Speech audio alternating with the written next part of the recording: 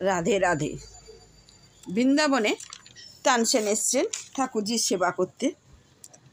ঠাকুরজিকে খুব গান শোনাচ্ছেন, হাতে হারমোনিয়াম, মুখে দুটো পান, খুব হারমোনিয়াম বাজাচ্ছেন আর গান শুনছেন। ঠাকুরজিও খুব মন দিয়ে শুনছেন। হঠাৎ পূজারীজি এসে বললেন, তানসেন, এটা তোমার ঝুটা সেবা হয়ে যাচ্ছে, তুমি পানটা ফেলে দাও। তখন তানসেন পান ফেলে দিয়ে হাত মুখ দিয়ে আবার গানে বসেছেন, খুব হারমোনিয়াম বাজাচ্ছেন, গান শোনাচ্ছেন, কিন্তু ঠাকুরজি ঢুকতে শুরু করেছেন। তখন তাড়াতাড়ি পূজারীজি এসে বলছেন, ঠাকুরজি আপনার কি ঘুম পেয়েছে?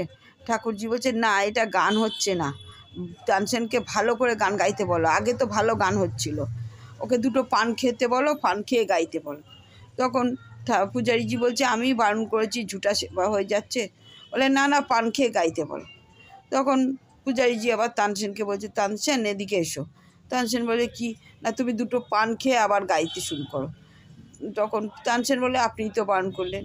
বলে তানসেন আবার পান খেয়ে গান গাইছে, খুব হারমোনিয়াম বাজাচ্ছে, খুব গান গাইছে, মুখে পান। তখন ঠাকুরজি খুব শুনছেন আর খুব হাসছেন।